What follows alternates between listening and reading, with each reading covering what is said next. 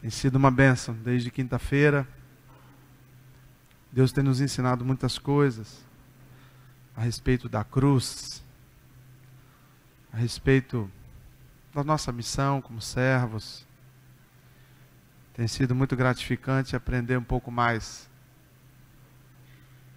desta missão que todos nós temos.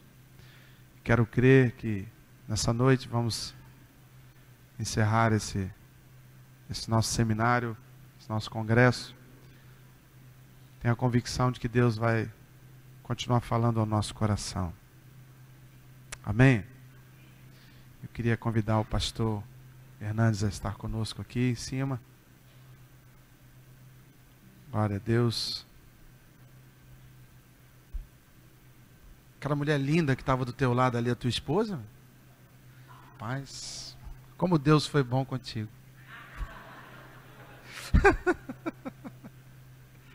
Eu não vou perder a oportunidade dessa, né, irmão? O pastor Malaquias falou algo muito interessante hoje, pastor Hernandes. Ele disse que a filha dele era muito bonita. E ele deixa a expressão assim: toda a beleza do pai foi para ela. Eu falei, foi toda, não ficou nada.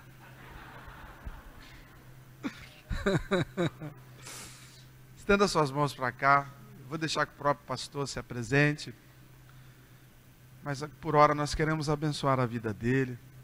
Ele deixou sua casa, seus afazeres, para estar aqui conosco, sendo um instrumento de Deus para nos abençoar. Tenho certeza que vai valer a pena para nós, vai valer a pena para ele, para sua casa, porque no momento em que ele estiver nos abençoando, Deus vai o abençoar também. Feche os teus olhos por um momento. Paizinho, nós te damos graças pela vida do teu servo, Pai, teu filho, teu amado filho, que de tantas formas, através da mídia televisiva, através de DVDs, tem tanto abençoado a igreja do Senhor que está por sobre a terra, Pai. Mas aprove ao Senhor que nesse dia ele estivesse aqui nesta congregação, no meio desse povo aqui, meu Pai. Ovelhas do teu aprisco que se reúnem aqui, que congregam aqui, Pai. Portanto, Deus, nós agradecemos o Senhor por ter parado a roda do carrossel da vida do teu filho, para que ele pudesse estar aqui hoje, sendo um canal de bênção para nós, para as nossas vidas. Então, somente, Deus, nós te pedimos que o Senhor continue o abençoando, porque sabemos que ele tem sido tão abençoado até aqui. Então, Pai, pedir que o Senhor o abençoe seria uma repetição daquilo que já tem acontecido em sua vida. Nós só te pedimos, Pai, continua o usando nessa noite, e fala aos nossos corações. Nós precisamos ouvir o Senhor, Pai. Viemos aqui para isso. E cremos que o pastor, que o reverendo Hernandes, é uma pessoa escolhida pelo Senhor essa noite para estar falando conosco. Então, Pai, nos ajude. Tira todo o medo, toda a ansiedade do nosso coração. Que teu Espírito Santo, Pai, esteja passeando com liberdade aqui, tocando os nossos corações, como um trator tratando a terra, meu Pai, preparando ela para as sementes que vão cair agora. Muito obrigado, Pai, nós agradecemos a Ti, em nome de Jesus, amém.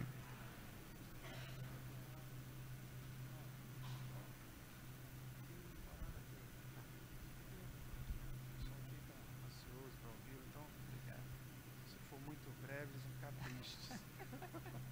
Obrigado.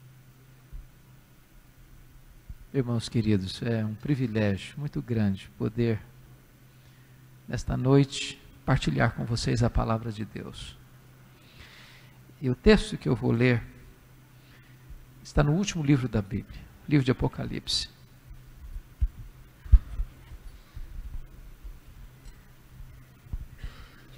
No capítulo 1, versos 9 a 13. Apocalipse, capítulo 1, 9 a 13.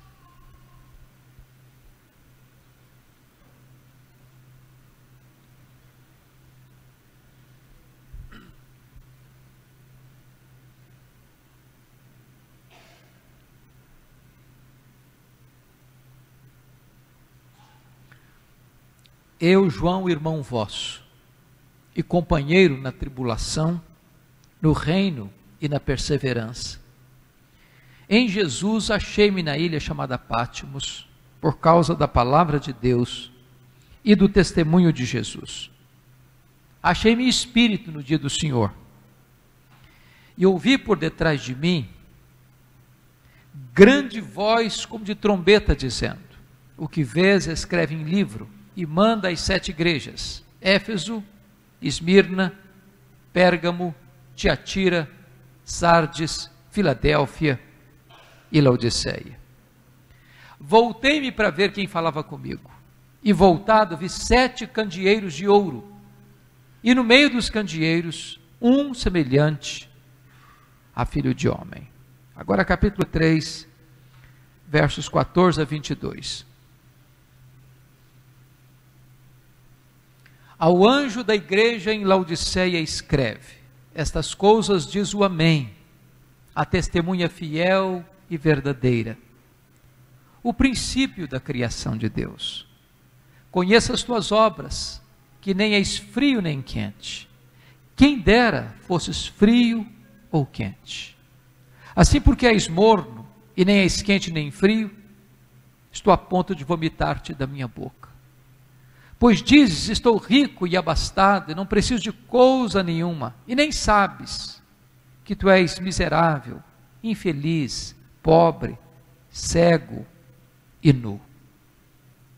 Aconselho-te que de mim compres ouro refinado pelo fogo, a fim de te enriqueceres, vestiduras brancas para te vestires, a fim de que não seja manifesta a vergonha da tua nudez, e colírio para ungir os teus olhos, a fim de que vejas.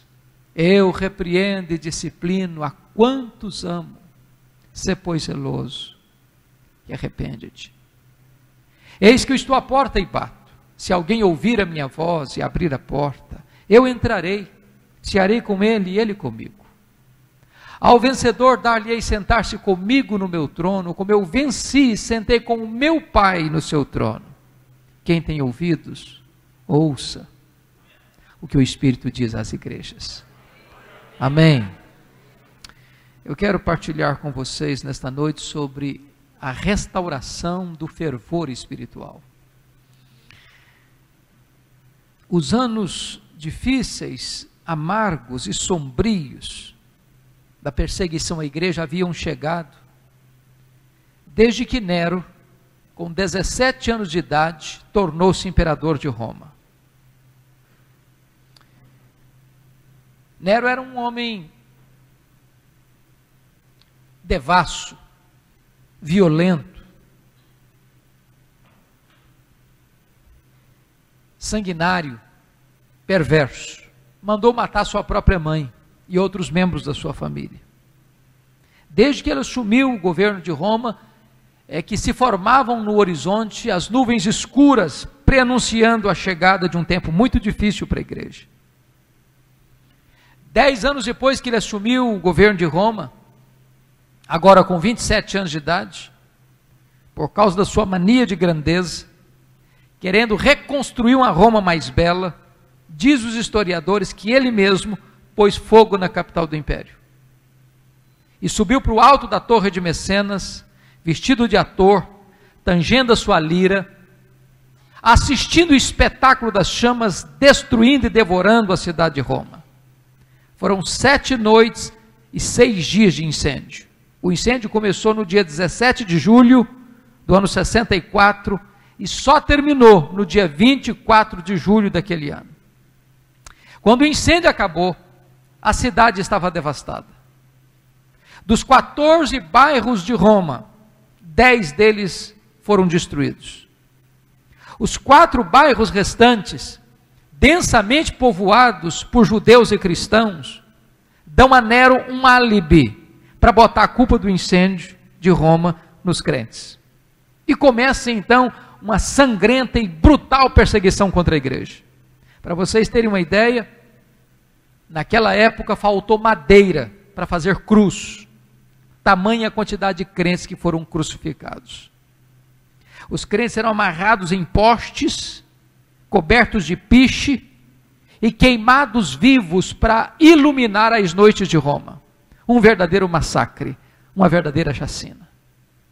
2 anos depois, ano 66, explode em Israel uma rebelião dos judeus, mormente na cidade de Cesareia Marítima, porque uma sinagoga judaica fora profanada, e os zelotes, que nunca foram favoráveis ao governo de Roma em Israel, rebelaram-se contra Roma. Roma manda para lá o general Tito, para tentar controlar aquele motim, aquela rebelião. 2 anos depois, ano 68, Nero está numa situação insustentável com o Senado romano. O Senado romano depõe o imperador, e ele tira sua própria vida, ele se mata. 2 anos depois, ano 70, a rebelião em Israel está incontrolável, e o general Tito cerca a cidade de Jerusalém, invade a cidade de Jerusalém, destrói a cidade de Jerusalém, queima o templo da cidade de Jerusalém, passa ao fio da espada milhares de cristãos e judeus, e promove o que nós chamamos de a maior dispersão, ou a maior diáspora dos judeus de todos os tempos, desde o ano 70 até 14 de maio de 1948, quando Israel retorna ao seu território. Nesse mesmo ano 70, o imperador Vespasiano inaugura em Roma o Coliseu Romano, que você conhece até hoje as suas ruínas. E na festa de inauguração do Coliseu, de 100 dias de festejo, mais de 10 mil crentes foram mortos com requinte de crueldade naquela arena. Os crentes eram enrolados em peles de animais e jogados nas arenas para os cães morderem, para os touros pisarem, para os leões esfaimados da Líbia devorarem. Um verdadeiro massacre. Ano 86, assume o governo de Roma Domiciano, chamado de o segundo Nero, pela perseguição com que atacou a igreja. Esse imperador foi o primeiro da história a arrogar para si o título de Senhor e Deus. Foi este imperador Domiciano que deportou o apóstolo João, então pastor da igreja de Éfeso, capital da Ásia Menor, para a ilha do Mar Egeu, a ilha de Patmos. Vale destacar que nesta ocasião, todos os demais apóstolos do Senhor Jesus já estavam mortos, e todos pelo viés do martírio. O único representante do colégio apostólico era João, e certamente o propósito de Domiciano era calar a voz do último apóstolo de Cristo.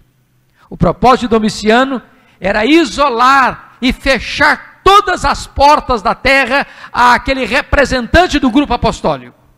Mas quando todas as portas se fecharam para João na terra, Deus lhe abriu uma porta no céu. E disse: sobe para aqui, e eu te mostrarei não apenas as coisas que podem acontecer, ou as coisas que talvez aconteçam, eu te mostrarei as coisas que devem acontecer. Mesmo nos tempos mais difíceis, mais sombrios, Deus continua no trono, e Ele continua governando os destinos da sua igreja. Era um dia de domingo, era o dia do Senhor, quando João escuta atrás dele uma voz como de trombeta, dizendo: o que vês escreve em livro e manda às 7 igrejas, Éfeso, Esmirna, Pérgamo, Tiatira, Sardes, Filadélfia e Laodiceia. Quando João se volta para ver quem falava com ele, ele não vê quem falava com ele, ele vê 7 candeeiros de ouro, ele vê as 7 igrejas, e no meio das igrejas, um semelhante a filho de homem. Na verdade, o mundo só pode ver Jesus na igreja e através da igreja. Mas o Cristo que João vê, não é o Cristo angustiado até a morte, prostrado sobre os seus joelhos, com o rosto no chão, chorando, suando sangue do Getsêmani. O Cristo que João vê, não é o Cristo cuspido, humilhado, esbordoado do sinédrio judaico. O Cristo que João vê, não é o Cristo espancado, vilipendiado do pretório romano. O Cristo que João vê, não é o Cristo que caminha debaixo de um lenho pesado, pelas ruas apinhadas de Jerusalém, e uma multidão ensandecida e sangue sedenta, gritando: crucifica-o, crucifica-o, crucifica-o. O Cristo que João vê, não é o Cristo pregado numa cruz, suspensa entre a terra e os céus. O Cristo que João vê é o Cristo da glória, é o Cristo vencedor, é o Cristo que triunfou sobre a morte. Seus cabelos não estão mais cheios de sangue e poeira, mas são brancos como a neve. Suas mãos não estão mais atadas ao lenho, mas sustentam a igreja. Seus pés não estão mais presos naquela cruz, mas são como bronze polido. Seus olhos não estão mais inchados, mas são como chamas de fogo. A sua voz não está mais embargada pela sede, mas é como voz de muitas águas. E o seu rosto não está mais desfigurado, mas brilha como o sol no seu fulgor. Quando João vê o Cristo da glória, ele cai como morto aos seus pés. E Jesus, o Cristo glorificado, põe a mão direita sobre ele e diz: não temas, João, não temas. Eu sou o primeiro e o último. Eis que eu estive morto, mas eu estou vivo pelos séculos dos séculos e tenho as chaves da morte e do inferno. O Cristo que nós estamos adorando aqui nesta noite, não é o Cristo que esteve vivo e está morto, mas o Cristo que esteve morto e está vivo pelos séculos dos séculos. A melhor notícia que o mundo já ouviu veio de um túmulo vazio. O túmulo vazio de Cristo é o berço da igreja, a porta da nossa esperança. Mas veja comigo, capítulo 1, versículo 13, que João o vê no meio da igreja, no meio dos candeeiros. Eu quero dizer para você aqui nesta noite que Jesus está aqui. Ele está no nosso meio. E é porque Ele está aqui nesta noite, é que você e eu estamos aqui. É a presença dEle que torna este lugar tão importante. Agora veja comigo o capítulo 2, versículo 1, que João não apenas o vê no meio dos candeeiros, João vê Jesus andando no meio dos candeeiros. Eu quero dizer para você que Jesus está andando entre nós aqui nesta noite. E Ele está andando entre nós aqui nesta noite para nos sondar, para nos exortar, para nos corrigir, para nos disciplinar, para nos consolar, para nos fortalecer, para nos encorajar, para nos fazer promessas. E na medida que Jesus vai caminhando no meio das igrejas, há um estribilho que se repete em todas as cartas. E o estribilho é este: eu conheço. Eu conheço. Eu conheço. Eu conheço. Eu conheço. Eu conheço. Para 5 dessas 7 igrejas, Jesus vai usar a mesma expressão para a igreja de Éfeso, Tiatira, Sardes, Filadélfia e Laodiceia. Ele vai dizer assim: eu conheço as tuas obras. Aquilo que o seu pai não sabe, eu sei. Aquilo que a sua mãe não sabe, eu sei. Aquilo que a sua mulher não sabe, eu sei. Aquilo que o seu marido não sabe, eu sei. Aquilo que o seu pastor não sabe, eu sei. Aquilo que ninguém viu, eu estava lá. Ninguém pode ocultar nada daquele cujos olhos são como chama de fogo. Para a igreja de Esmirna, a mais pobre igreja da Ásia, Jesus vai usar a outra expressão, ele vai dizer assim: eu conheço a tua tribulação e a tua pobreza, mas tu és rico. E Jesus me impressiona, porque Ele também conhece a nossa dor, a nossa angústia, as nossas lágrimas, os nossos gemidos, as nossas noites indormidas. Jesus sabe o drama que você está vivendo na sua vida. Ele sabe a dor que você sente quando a madrugada, a insônia colhe você na solidão. Ele sabe. Os dramas que você está vivendo no seu casamento, na sua família, Ele sabe. E o diagnóstico dele me surpreende. Porque você e eu temos uma noção do que é uma igreja rica. O que é uma igreja rica para nós hoje? É uma igreja que tem muitos membros? É uma igreja que tem um templo suntuoso? É uma igreja que tem um orçamento robusto? É uma igreja que tem muita gente influente na sociedade? Essa é a avaliação que as pessoas têm de uma igreja grande, de uma igreja rica. Mas Jesus se dirige à igreja mais pobre da Ásia, a igreja de Esmirna, e diz o seguinte: eu conheço a tua pobreza, mas tu és rico. Tu és pobre na terra, mas tu és rica no céu. Tu és pobre financeiramente, mas tu és rica espiritualmente. Tu és pobre aos olhos dos homens, mas tu és rica aos olhos de Deus.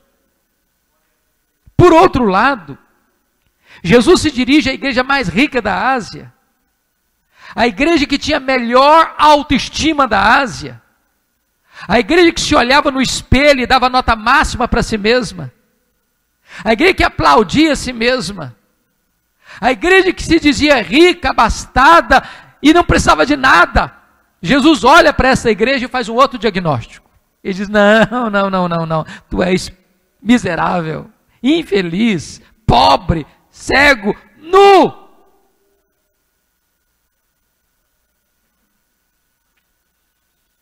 Agora Jesus vai se dirigir à igreja de Pérgamo e vai dizer outra expressão. Ele diz assim: eu conheço o lugar onde tu habitas, onde está o trono de Satanás. Eu não sei se você já parou para perguntar por que Jesus disse isso sobre a igreja de Pérgamo.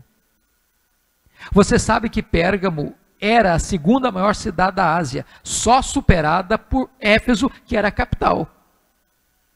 Eu gostaria de sugerir pelo menos duas razões pelas quais Jesus disse isso acerca de Pérgamo. Eu conheço o lugar onde tu habitas, onde está o trono de Satanás. Primeiro, porque quando foi se disputar na Ásia Menor qual cidade construiria o primeiro templo de adoração ao imperador romano como um deus, duas cidades ficaram na finalíssima: Éfeso, a capital, e Pérgamo. Pérgamo ganhou a concorrência e Pérgamo construiu o primeiro templo de adoração ao imperador romano como uma divindade. Talvez o que Jesus está dizendo é o seguinte: qualquer lugar onde um homem é adorado, onde um homem é venerado, onde um homem é colocado no pedestal, aí está o trono de Satanás. Porque o humanismo idolátrico é satânico, porque Deus não divide a sua glória com ninguém. A segunda possível razão é porque Pérgamo hospedava o templo de Esculápio, o chamado Deus da cura. E Esculápio era representado por uma serpente, era o símbolo de Esculápio, era uma serpente. Pessoas do mundo inteiro iam a Pérgamo para serem curadas por esse ídolo, por esse Deus chamado Esculápio, o Deus da cura. É por isso que até hoje, quando você vai ao seu médico, você vai ver bordado no jaleco branco do seu médico uma serpente. Isso vem de Pérgamo, isso vem de Esculápio, isso vem do Deus da cura. Talvez o que Jesus está querendo dizer para nós é o seguinte: qualquer lugar onde um ídolo criado pela mente humana é adorado, aí está o trono de Satanás, porque o ídolo é nada, é gesso, é madeira, é barro, é prata, é bronze, é ouro. Ele tem boca, mas ele não fala. Ele tem pés, mas ele não anda. Ele tem mãos, mas ele não apalpa. Ele tem olhos, mas ele não vê. Ele tem garganta, mas não sai som. Embora o ídolo seja nada, diz a Bíblia que o que está por trás do ídolo são os demônios. Porque o que inspira a idolatria são os demônios. E muito provavelmente, por causa disso, Jesus está dizendo: eu conheço o lugar onde tu habitas, onde está o trono de Satanás. Mas o que me impressiona é que onde Satanás tem o seu trono, Deus ali planta uma igreja para servir e adorar o Rei da Glória, o Senhor Jesus Cristo. Jesus Cristo está andando no meio das igrejas. Ele está andando entre nós nessa noite. E na medida que ele anda no meio das igrejas, ele tem elogios para fazer, ele tem censuras para fazer. Para duas igrejas só tem elogios, nenhuma censura. Para quais igrejas? A mais pobre, Esmirna, e a mais fraca, Filadélfia. Para a igreja de Filadélfia, Jesus vai dizer o seguinte: eu conheço as tuas obras, tu tens pouca força, mas eu coloquei diante de ti uma porta aberta. E a porta que eu abro, ninguém fecha, e a porta que eu fecho, ninguém abre. Para 4 igrejas, Jesus Cristo tem elogios para fazer e tem censuras para fazer. Por exemplo, para a igreja de Éfeso, ele elogia aquela igreja. pela sua fidelidade, pela sua perseverança, pela sua integridade, porque aquela igreja colocava à prova os falsos apóstolos, que se diziam apóstolos, mas não eram apóstolos, os falsos mestres que queriam entrar como lobos para devorar a igreja. Aquela igreja era íntegra na palavra, aquela igreja era fiel nas escrituras, aquela igreja não transigia com a verdade, aquela igreja não vendia sua consciência para tornar o evangelho mais palatável. Isso nos ensina a verdade. Nenhuma igreja pode agradar o Senhor Jesus Cristo se essa igreja transige com a palavra de Deus. Nós não podemos tornar o evangelho mais palatável para agradar o gosto da freguesia. O papel da igreja não é ser popular, é ser fiel. Jesus elogia a igreja por isso. Hoje, quando vejo pelo Brasil afora tantas igrejas vendendo a sua consciência, pregando um outro evangelho, não falando sobre a cruz, não falando sobre arrependimento, não falando sobre o novo nascimento, não falando sobre salvação, para apenas atrair multidões, mas não oferecendo a eles o pão da vida, certamente isso não agrada o Senhor Jesus. Mas por outro lado, Jesus Cristo diz o seguinte para essa igreja: eu tenho uma coisa contra ti, é que tu abandonaste o teu primeiro amor. Aqui há um risco para nós, porque às vezes até na defesa da verdade nós podemos perder a piedade. Às vezes até na defesa da ortodoxia nós podemos perder a intimidade com Deus.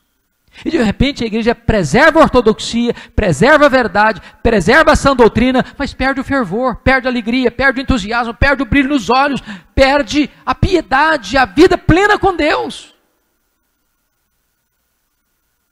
Aí Jesus se dirige, preste bem atenção nisso, à igreja de Tiatira, e Tiatira é o oposto de Éfeso. Ele elogia a igreja de Tiatira, porque agora quando escreve, a igreja tem mais fé, mais amor e mais obras. Mas Jesus diz assim: eu tenho uma coisa contra ti, é que tu toleres essa falsa profetisa Jezabel, que está induzindo o meu povo à prostituição. Nota uma coisa, Éfeso tinha doutrina, mas não tinha amor. Tiatira tinha amor, mas não tinha doutrina. Em outras palavras, nós poderíamos ser a igreja mais acolhedora da cidade, nós poderíamos ser a igreja mais festiva da cidade, nós poderíamos ser uma comunhão constante, uma festa constante, uma celebração constante, onde nós nos relacionamos de uma forma tão gostosa, mas se também nos falta a sã doutrina, essa igreja não pode agradar o Senhor Jesus, porque nós não podemos separar o que Deus uniu: ortodoxia e piedade, teologia e ética, doutrina e vida, credo e conduta.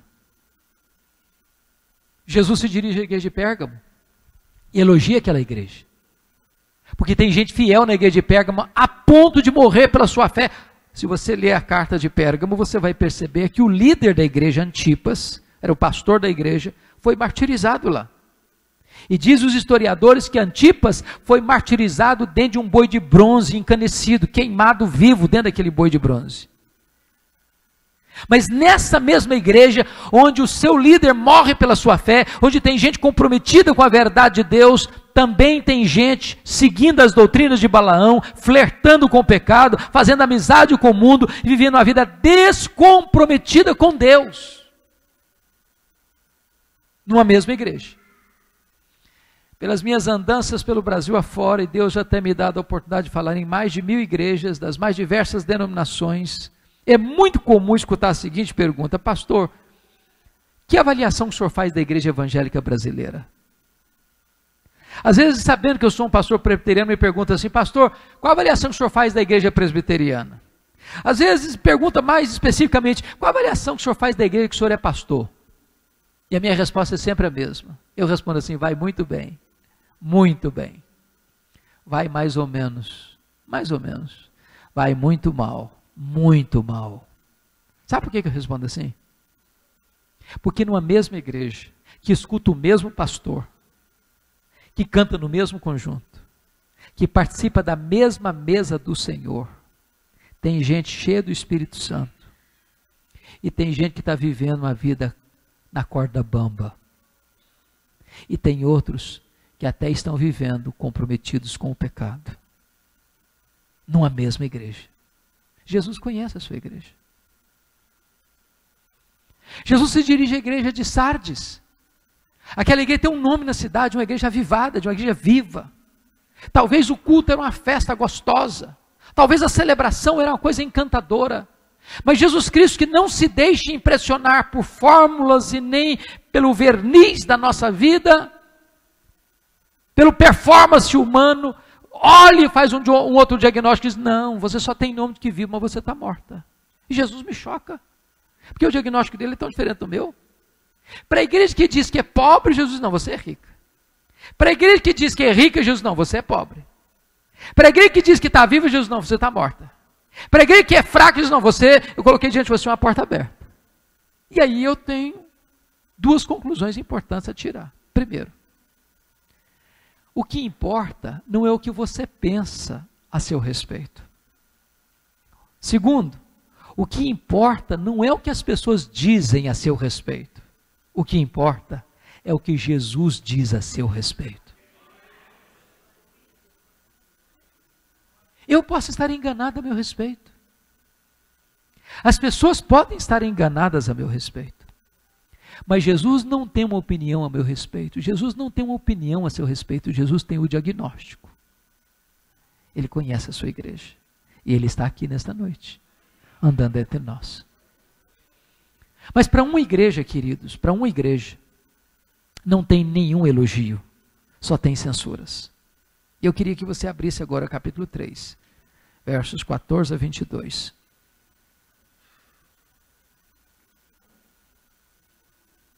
Qual é essa igreja? Laodiceia. Jesus está aqui tratando com essa igreja agora, e eu queria focar aqui três coisas. Dos versos 15 a 17, Jesus vai fazer um diagnóstico. Dos versos 18 a 20, Jesus vai fazer um apelo. E nos versos 21 e 22, com base no verso 14, Jesus vai fazer uma promessa. Então nós vamos tratar de diagnóstico, apelo e promessa. Eu não sei se você já parou para perguntar por que Jesus usou os símbolos que usou nessa carta. Por exemplo, frio, quente, morno, ouro puro, vestes brancas, colírio. Será que foi por acaso? Foi casual? Absolutamente não.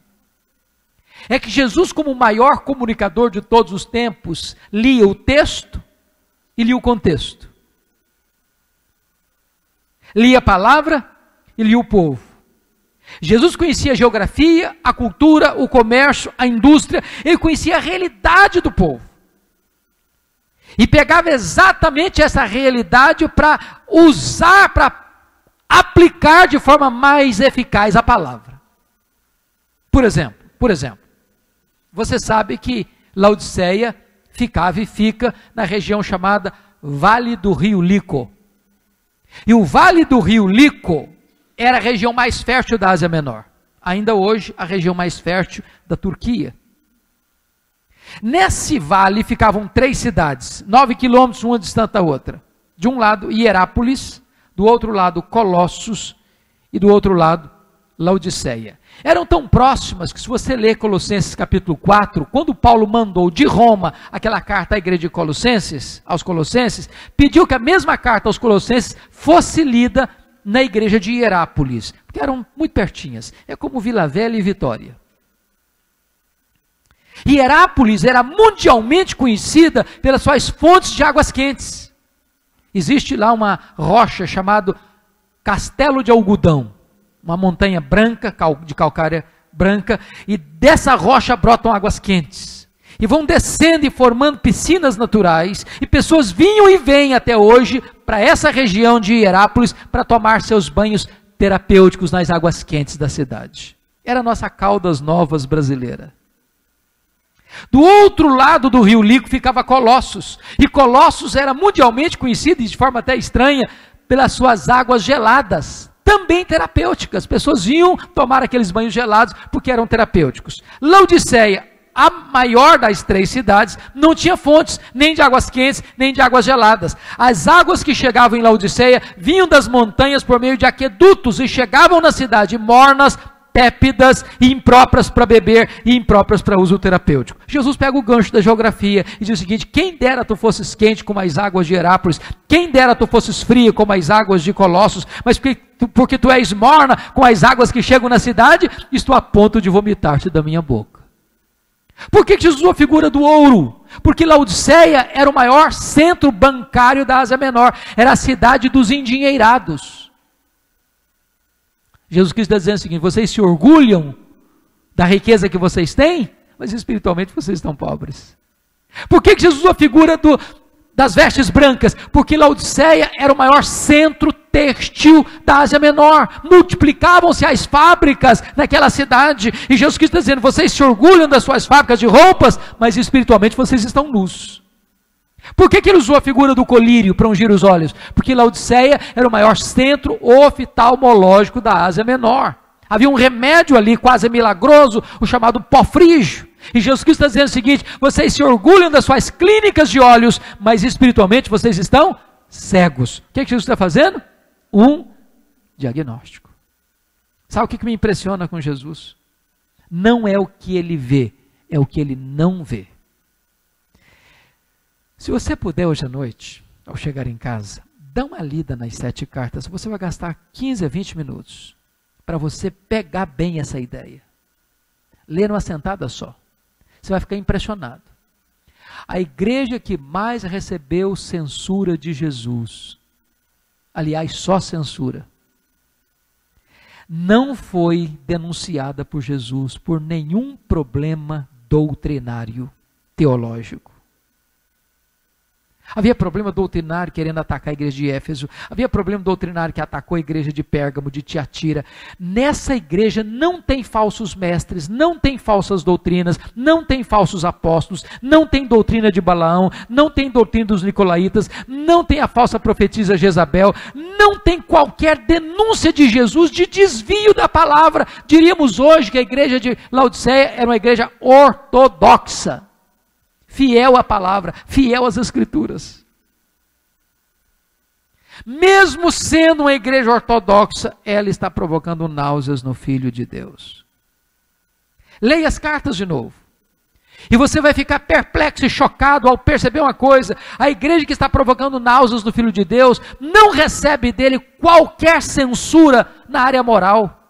Não tem denúncia de escândalos na igreja, não tem pecados florescendo na igreja que estão chocando a opinião pública ou a sociedade. Não tem lá, por exemplo, problemas como tinha em Pérgamo, em Tiatira, em Sardes, quando a maioria tinha contaminado as suas vestiduras. A igreja de Laodiceia, diríamos hoje, além de ortodoxa, era ética, não tinha escândalos.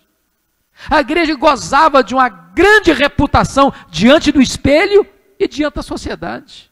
Era uma igreja ética. Leia as cartas de novo.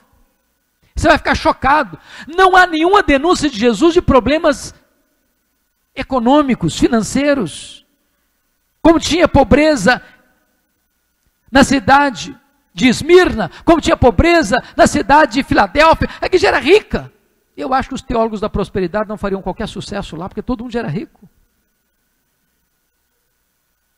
Aquela igreja era ortodoxa, aquela igreja era ética, aquela igreja era próspera. Mas estava causando náuseas no Filho de Deus. Leia de novo as cartas, e você vai perceber que em quarto lugar, não havia qualquer problema de perseguição à igreja. Havia perseguição religiosa em Éfeso, havia perseguição política em Pérgamo, o mundo estava em polvorosa na época, mas na igreja havia paz. Meus irmãos, essa igreja é ortodoxa, essa igreja é ética, essa igreja é próspera, essa igreja está em paz. Essa igreja goza de boa reputação diante dela mesma, e essa igreja tem uma boa reputação na cidade. Se você e eu morássemos na região naquela época, nós iríamos querer ser membro daquela igreja.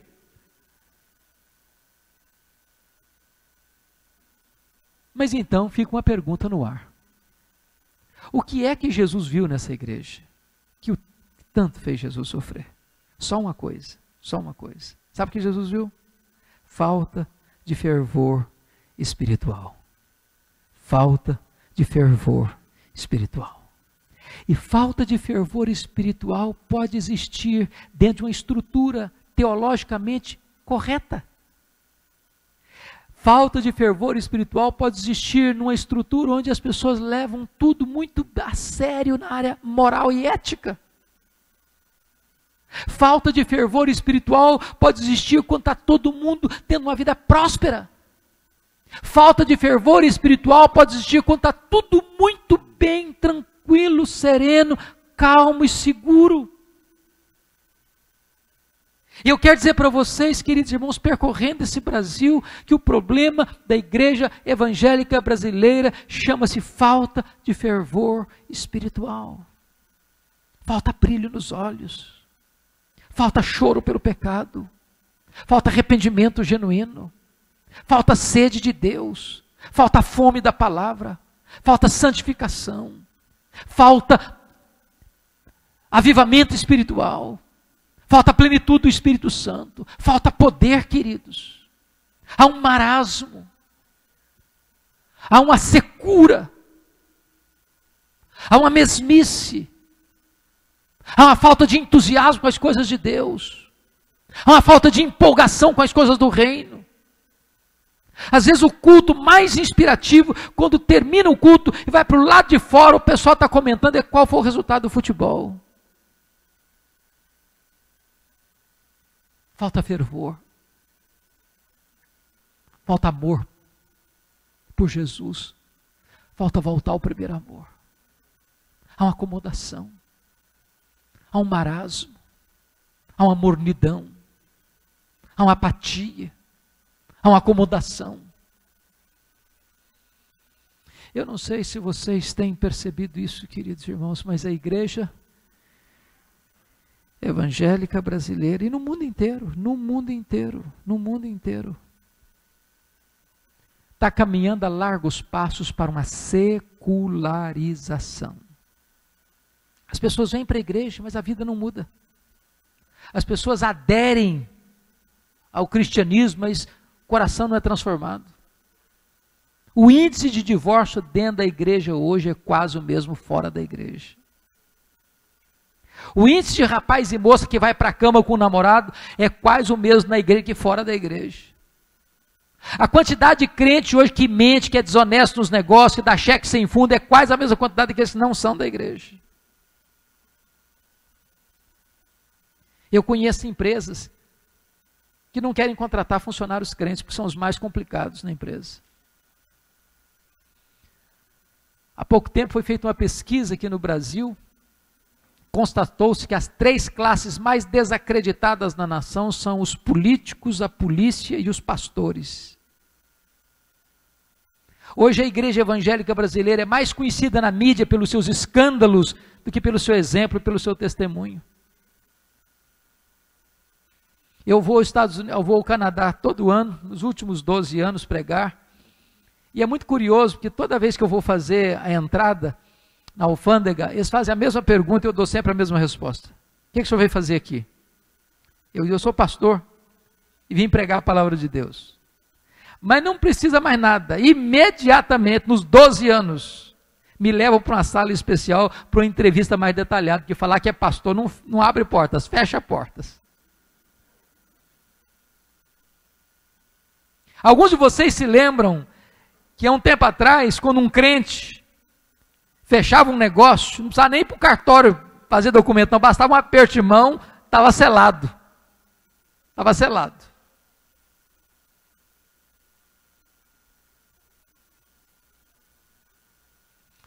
Queridos irmãos, eu conheço igreja no Brasil, onde a liderança da igreja tem a confraria do charuto e do uísque. Acaba de estudar a Bíblia, vão tomar uísque. E chapa. Todas. Eu conheço igreja onde a juventude sai de uma reunião de oração e vai para a balada até de madrugada. Há poucos dias eu estava pregando nos Estados Unidos e um pastor me disse, chorando comigo, dizendo, pastor, no final do ano a igreja ortodoxa, nem imagine o quanto. Recebeu do secretário dos pastores da área uma carta, e a pergunta era essa: que tipo de charuto você quer fumar e que tipo de cerveja você quer beber na nossa festa de confraternização? Estou falando de confraternização de pastores. Há 15 dias eu estava pregando lá em Nova York, E um pastor da Assembleia de Deus que me levava para pregar, me disse: pastor Hernandes, aqui no bairro onde o senhor está andando aqui comigo, 11 templos estão sendo vendidos, porque não tem mais gente para frequentar a igreja.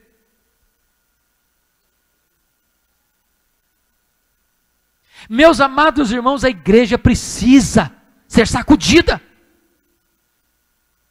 Conforme nós cantamos aqui hoje, precisa que este fogo do Espírito volte a queimar o nosso coração. Precisamos disso, desesperadamente. A secularização é tão séria. Eu não sei como é que vocês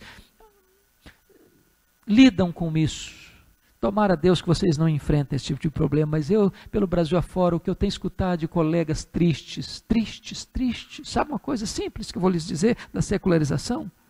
As festas de casamento dos nossos crentes está se transformando numa vergonha, uma vergonha. Você vem para o templo, uma cerimônia de casamento, um culto maravilhoso, uma mensagem abençoada, músicas inspirativas, você sai do templo e vai para um rico cerimonial e lá o pau quebra.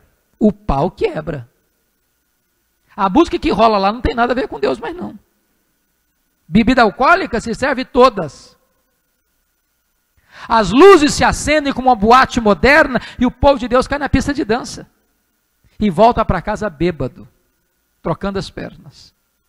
Olha para o retrovisor e veja as igrejas que entraram por esse caminho onde foram parar.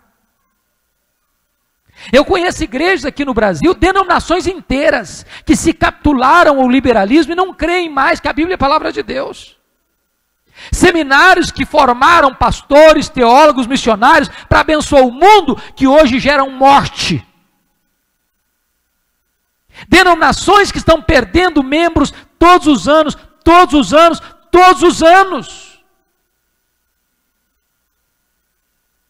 Nós precisamos de um avivamento, queridos. Nós precisamos de um derramar da graça de Deus, um derramamento do Espírito Santo de Deus para sacudir a igreja, para levantar a igreja, para soprar as cinzas, reacender as brasas e acender diante de nós e no nosso coração um fogo santo que queima, que limpa, que purifica, que alastra, em nome de Jesus. Eu quero dizer para vocês que um crente morno produz mais sofrimento em Jesus do que um ateu. Nada faz Jesus sofrer mais do que um crente morno. Apático, insosso, sem entusiasmo. Depois que Jesus faz esse diagnóstico, no verso 18 a 20 ele vai fazer um apelo. E Jesus é tão doce, tão meigo, que chega no verso 18, ele se apresenta à igreja como um mercador espiritual, como um vendedor ambulante. Ele tem um produto para vender, o produto é essencial e o preço é de graça. E ele diz assim: aconselho-te que de mim compres ouro refinado pelo fogo para te enriqueceres, vestiduras brancas para te vestires, a fim de que não seja manifesta a vergonha da tua nudez. E Jesus está nos dando uma pista como é que restaura o fervor. Porque você e eu conhecemos gente que ao perceber que estava sem fervor, foi buscar fervor em fontes rotas e se perderam nos labirintos das falsas doutrinas e dos experiencialismos perigosos. Jesus está dando a dica para nós assim: aconselho-te que tu compres de mim, que tu compres de mim, que tu compres de mim. Em outras palavras, para buscar fervor, você não tem que correr atrás das últimas novidades do mercado da fé. Para buscar fervor, você tem que se voltar para Jesus. É Jesus quem restaura o fervor espiritual da igreja. É Jesus quem aquece o coração. É Jesus quem tem o poder de enviar o Espírito Santo e soprar as cinzas, reacender as brasas e trazer um fogo santo na nossa vida. Aqueles caminhantes de Emaús, quando os seus olhos espirituais foram abertos, diz a Bíblia, que logo que os olhos foram abertos para ver Jesus, o coração aqueceu. E quando os olhos se abrem e o coração aquece, os pés se apressam. E quando os olhos se abrem, o coração aquece e os pés se apressam, os lábios se abrem para dizer que Jesus está vivo. Quando chega no verso 19, Jesus tem uma declaração a fazer e uma ordem a dar.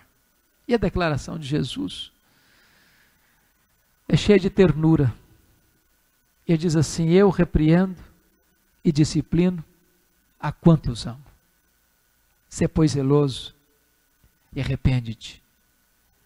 E eu confesso para vocês que é até constrangedor, sabe, pastores, pregar sobre esse texto. É até constrangedor.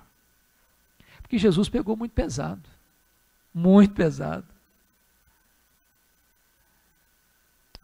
E eu estou certo que Ele está pegando pesado com você e comigo nessa noite.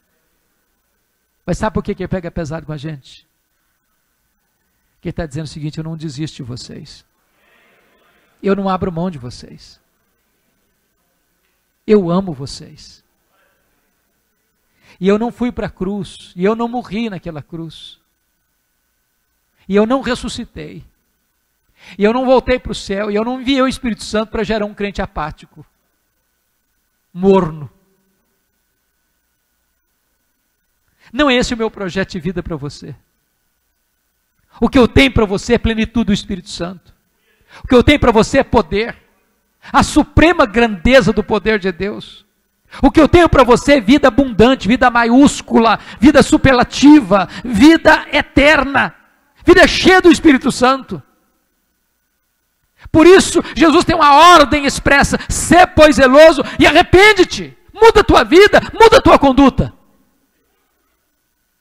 Quando chega no verso 20, mais uma vez, docemente Ele se apresenta: eis que eu estou à porta e bato. Se alguém ouvir a minha voz e abrir a porta, eu entrarei, cearei com ele e ele comigo. Sabe o que me choca aqui? É que a igreja de Laodiceia, ela é narcisista. Ela está apaixonada por ela mesma. Ela gosta tanto dela mesma que ela se basta. Ela não precisa de mais nada. Ela canta porque ela gosta de cantar, ela prega porque gosta de pregar, ela oferta porque gosta de ofertar, ela se reúne porque gosta de se reunir. Tudo é por causa dela, tudo é para ela, tudo tem um propósito de girar em torno dela mesma. E Jesus ainda está do lado de fora, querendo entrar. Que Jesus nos convide a cear com Ele é um milagre. Mas que Ele queira cear conosco é graça. É graça. E a única maneira de restaurar o fervor é assentando-se à mesa com Jesus. É ter intimidade com Jesus. É conhecendo a beleza de Jesus, a sublimidade de Jesus, a glória de Jesus, a graça de Jesus, a doçura de Jesus, o poder de Jesus. Quando Paulo compreendeu isso, ele diz que todos os títulos dele, todas as glórias dele, todas as coisas grandes que ele achava que tinha na vida, ele passou a ser esterco por causa da sublimidade do conhecimento de Cristo Jesus, meu Senhor. Depois que Jesus fez o apelo, agora vai fazer a promessa. Versos 21 e 22. E no verso 14 ele diz por que ele tem competência para fazer promessa. Primeiro porque diz: eu sou o Amém. O Amém. E significa o seguinte: não tendo ninguém maior do que Ele para jurar, Ele é o próprio juramento. Ele é o Amém. Ele é a última palavra de Deus. Se nós não ouvirmos Jesus, não tem mais esperança, porque Ele é a última palavra, Ele é o ômega de Deus. Ele é a testemunha fiel e verdadeira, porque o que Ele fala, Ele cumpre, o que Ele faz, ninguém pode impedir a sua mão de fazê-lo. E Ele é o princípio da criação de Deus, porque Ele é o agente da criação de Deus. Todas as coisas foram feitas por Ele, e sem Ele, nada do que foi feito se fez. E se Ele trouxe à existência as coisas que não existiam, Ele é poderoso para restaurar o fervor espiritual no nosso coração.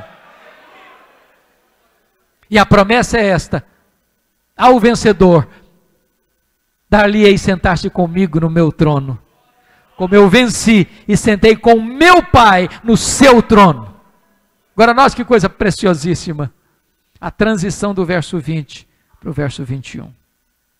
Ele sai da intimidade da mesa para a publicidade do trono. Quem se assentará publicamente com ele no trono? Quem assentou-se com ele intimamente à mesa. Por isso ele termina assim: quem tem ouvidos, ouça o que o Espírito diz às igrejas. Em julho de 2011 eu fui visitar essas 7 igrejas. Percorri essa região, cidade por cidade, igreja por igreja. E eu confesso que algumas vezes eu me emocionei muito, porque estas 7 igrejas morreram, literalmente morreram. Hoje você só tem pedras reviradas, escombros, muita poeira e uma vaga lembrança de uma igreja que existiu no passado. Onde essas igrejas existiram, hoje não tem 1% de crentes. Não tem. E eu pergunto a você, sabe por que essas igrejas morreram? Porque elas não ouviram o que o Espírito Santo disse a elas. Olha comigo a Europa, o velho continente, berço do protestantismo, onde aconteceu a reforma, o movimento dos puritanos, o movimento pietista, o movimento dos morávios, as missões modernas, os grandes avivamentos históricos. A Europa hoje é um continente pós-cristão. O ano passado eu estive em Genebra pregando, aquela cidade que já foi considerada uma maquete do reino de Deus na terra. Genebra hoje é uma cidade totalmente secularizada, não tem vestígio de cristianismo em Genebra. Estive pregando ano passado em Londres e um pastor me disse chorando, disse: pastor Hernandes, a Inglaterra não é mais o país de John Wesley, a Inglaterra não é mais o país de George Whitefield, a Inglaterra não é mais o país de William Carey, a Inglaterra não é mais o país de William Wilberforce, a Inglaterra não é mais o país de Charles Haddon Spurgeon, a Inglaterra não é mais o país de John Charles Ryle, a Inglaterra não é mais o país de Mark Lloyd Jones, a Inglaterra não é mais o país de John Stott. Hoje a Inglaterra é o país de Richard Dawkins, o patrono dos ateus. Os nossos templos estão sendo vendidos e transformados em mesquitas muçulmanas, em boates, em bares, em museus. E eu pergunto para você, sabe por que as igrejas estão morrendo na Europa? Porque elas não ouviram o que o Espírito Santo disse a elas. Olha para a América do Norte, onde você tem igrejas chamadas de dead churches, igrejas mortas, grandes templos vazios. Como eu disse para vocês, apenas num bairro de Nova York, 11 templos sendo vendidos, porque não tem mais gente. Denominações inteiras rendidas ao liberalismo, seminários rendidos ao liberalismo, as igrejas perdendo membros, porque não creem mais na palavra de Deus, porque não tem mais o que pregar. Outras igrejas você chega e vê um mar de cabecinhas brancas, porque a juventude já foi embora da igreja. Outras igrejas, embora conservem a ortodoxia, mas desde há muito perderam o fervor, perderam o entusiasmo. Sabe por que as igrejas estão morrendo na América do Norte? Porque elas não estão ouvindo o que o Espírito Santo diz a elas. Olha para o Brasil, onde você tem hoje no Brasil denominações inteiras, rendidas ao liberalismo, ao ecumenismo, que não creem mais que a Bíblia é a infalível, inerrante, eterna e suficiente palavra de Deus.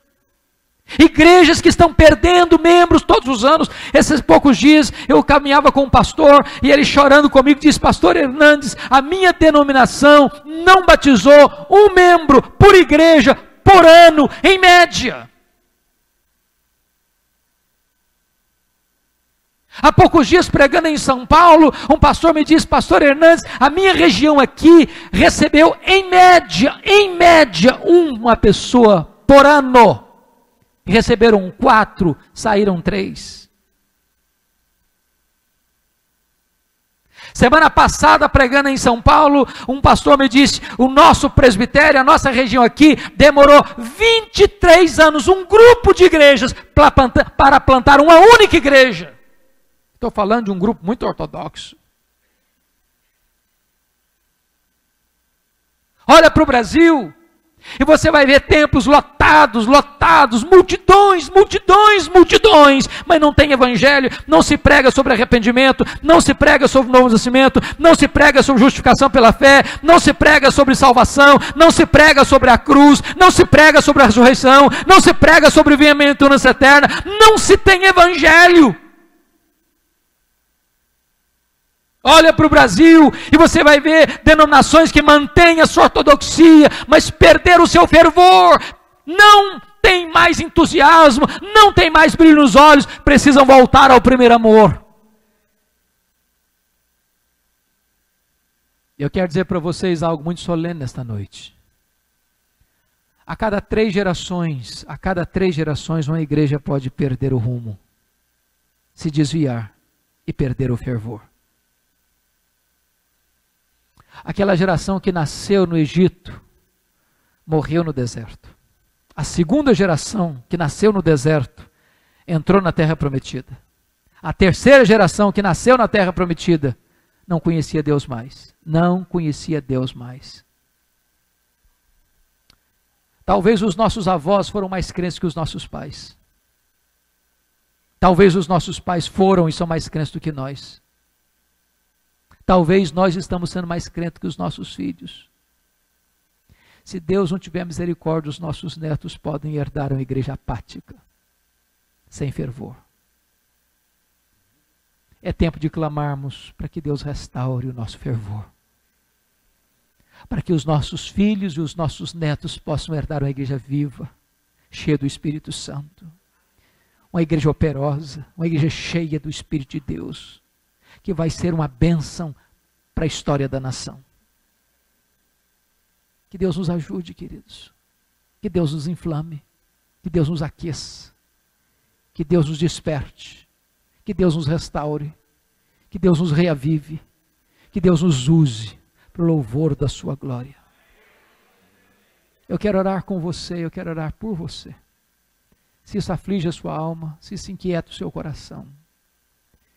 Se você quer mais de Deus, se você quer da plenitude do Altíssimo, se você quer a plenitude do Espírito Santo na sua vida, se você quer que o seu coração receba essa visitação poderosa de Deus, eu queria que você viesse aqui à frente, nós vamos orar juntos, em nome de Jesus.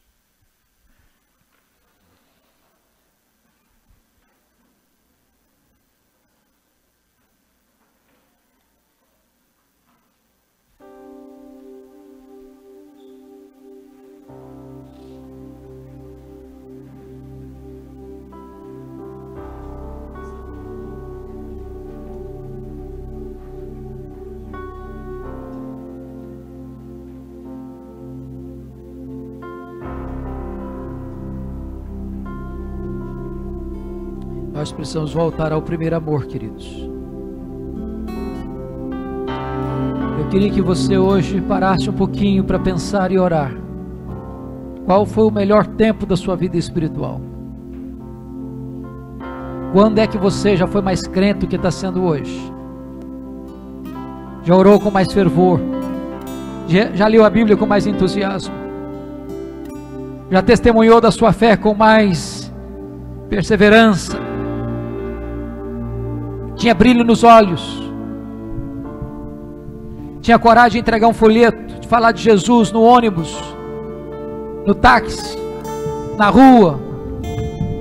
Você entrava na farmácia, no supermercado, na loja, e você falava de Cristo, e hoje você está tão acostumado, não fala mais. Eu quero encorajar você para entender uma coisa, que o melhor tempo do passado pode ser a medida mínima do que Deus vai fazer daqui para frente na sua vida. Talvez a sua vida está coberta de cinzas, e nesta noite Deus pode soprar com o seu Espírito e tirar as cinzas e reacender as brasas e aquecer de volta o seu coração. O Espírito Santo não foi dado a você e a mim para vivermos uma vida insípida, insossa, morna, apática, em nome de Jesus. Ele pode hoje entrar na nossa vida e nos aquecer, e nos trazer de volta ao primeiro amor. Ele pode restaurar nossa sorte, Ele pode restaurar nossa alma, Ele pode soprar sobre nós um alento de vida nesta noite. Deus amado, em nome de Jesus, volta o teu rosto para nós, volta o teu rosto para nós e tenha misericórdia da nossa vida. Temos sido negligentes, Deus, temos pecado contra Ti. Tantas vezes temos feito aquilo que é mal perante os teus olhos. Não temos te buscado. Temos nos acomodado. Somos rasos, superficiais, áridos. Temos mais folhas do que frutos, mais aparência do que essência, mais palavras do que vida, mais performance do que poder. Compadece-te de nós. Visita a tua vinha. No decorrer dos anos, reaviva a tua obra. Não nos deixes acomodados, dormindo o sono da morte. Restaura a tua igreja. Renova a tua igreja. Levanta a tua igreja. Esse povo que se reúne neste lugar, essas famílias que se congregam neste lugar, toma em tuas mãos. Em nome de Jesus, sopra sobre este povo um alento de vida. Que esta igreja seja uma luz a brilhar nessa cidade. Que essa igreja se espalhe nessa cidade como fermento. Que essa igreja possa influenciar de tal maneira essa cidade, que essa cidade possa saber que aqui se adora o Deus vivo, que aqui tem um povo que ama Jesus. Oh Deus, em nome de Jesus, traz sobre nós nesta noite um alento de esperança. Aqueles que estão frios, aquece de volta, Senhor. Aqueles que estão afastados, traz de volta, Deus. Aqueles que estão sem frutos, dá-lhes alegria de ser abundantes na tua obra. Aqueles que estão caídos, levanta-os de novo em nome de Jesus. Renova o teu povo, restaura o teu povo, reaviva o teu povo para a glória do teu nome. Em nome de Jesus. Aleluia. Glória ao teu nome. Aleluia. Graças a Deus. Graças a Deus.